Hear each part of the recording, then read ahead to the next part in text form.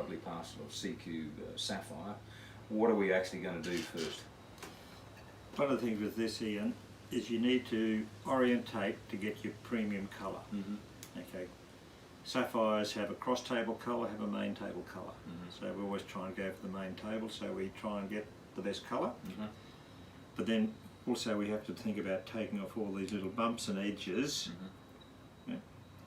Or something like this yellow, you'll see it's got a little bit of black there, so we need to remove that first before I make the decision on just how I'll orientate that stone.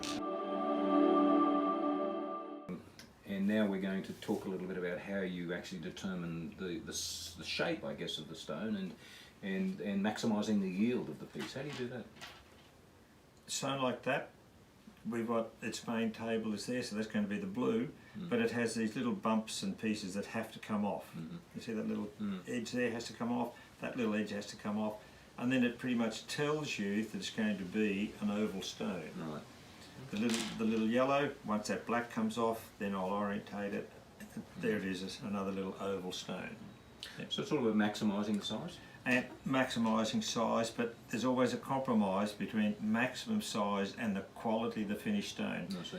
We always go for quality over size, absolutely. Okay, Rod, look, we've just had a bit of a chat about the actual orientation of the stone. We've had a talk about the sort of cut that you might make. Tell us a little bit about this next step, and it's what we call preforming. Tell us a little bit about that, Rod. Now, commercially, the best way to get the best yield and quality of your stone is to hand preform. That way you can hand grind it, you take off any little flaws, any blemishes, any little bits, and then you end up with this nice, pure, preformed stone, which we'll see shortly when I've done one. A lot of people put that stone directly onto the dop stick. Well, if you do that, you can't see what's down in there. If you preform it in your fingers first, you can preform, look, preform, look. Right. So what you're trying to do is get an image in your mind about how it's going to turn out in the long run. Absolutely. You end up with this nice little pre-formed, pre-shaped piece of rough stone that you know exactly what's going to come out of that. You've got the size already predicted, you've got your pavilion angles correct, and any little blemishes are removed. Well, let's have a look at preforming, right? We can do that.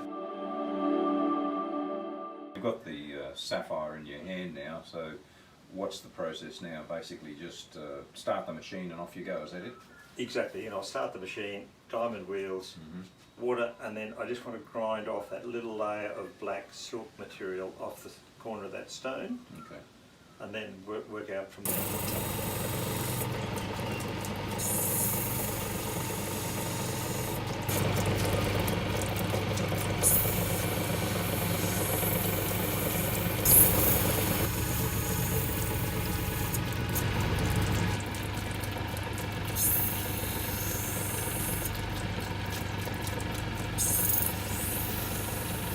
So Rod, looks like you've just about cleaned that up, eh? Absolutely. All the black silk is gone, and the stone, you can see that, is now lending itself to an oval. Very much so. It's going to be a gorgeous golden yellow. Really, really gorgeous. So this is the outcome of Rod's preforming efforts, and you can see that the gem is really starting to take shape. There's the pavilion there, the side view of the stone. And there we got the top view of the stone. So it really is quite amazing, actually. You know, what we've got here is actually a well preformed stone, just ready to be faceted. It's just fabulous. So Rod, what are you doing there? Ian, I need to heat the stone to make sure it will take the wax. I see. Okay, get the stone hot enough, melt the wax onto the back of the stone. Right. You've got to be careful doing this. Yeah. Absolutely. Don't want to overheat that stone. Okay, now you see the wax there is melted on the back of the stone. Right. Okay, so Dop you stick. heat the dop stick up and then press them together. Put the two together. Fabulous. I see. Okay, now it's on a funny angle. Right. So we now just make sure we orientate that. I see. Table is at right angles to the dop stick. Right. Rotate it, get it centered. The final shaping is done on the machine, of course. Yes, that's just an estimate, I guess. Yep. Okay. So Rod, you've got the faceting machine here. You've got the preform on a dop stick in the head of the machine, I guess. It looks like you've had this machine a few years. When it's done, you get a good machine. It's a favourite. You keep it. All you do is just service it to make sure it's reliable. Yeah. Absolutely, absolutely. So Rod, the idea of a faceting machine basically is to make the stone symmetrical. Absolutely. If you look at every stone, there's a series of facets right around a stone. Right. And they're in several layers. The mains, the stars, the girdles. Right. With a faceted stone, you have the similar facets around the stone. And to get those, you have an index wheel. So we can rotate and lock, rotate and lock, rotate and lock. That gives our position around the stone. Right. And then we have a series of facets vertically. And to go those, we can change the angle here. So it's a combination of the angle and the position around the stone will give us our final faceted stone. I see. Okay.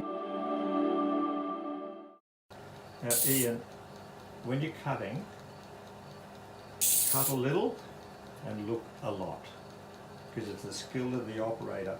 You should never depend on your machine. It's a guide to the correct positioning of the facets, but the actual size is up to the operator. Right. Now another thing too, you'll see there I'm doing it the side of the stone.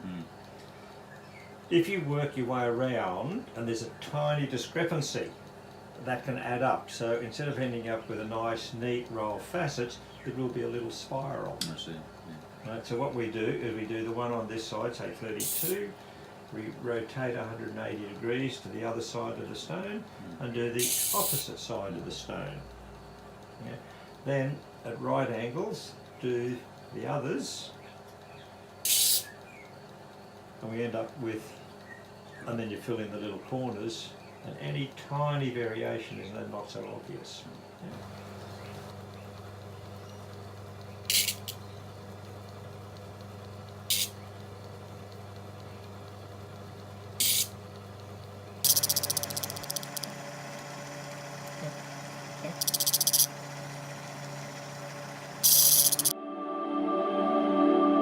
So Rod, you've cut the top of that stone now, and so what are you up to now? Yeah, I'm changing from the cutting disc, the diamond cutting disc that puts the facets on the stone, to my polishing lap. I see. Okay, because what we do is we cut the facets first, then we have to go over all of those facets with what we refer to as our polishing lap, charged with very, very super fine diamond, 50,000 mesh diamond. And that gives the stone the final polish. Gives the stone a final polish.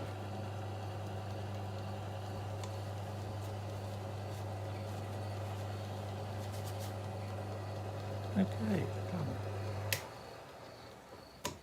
So that's the final result, Rod. Ian, it's a final result on this particular stone, not the one I'd started before, but another one I've just done recently. Yep. Round brilliant, lovely yellow.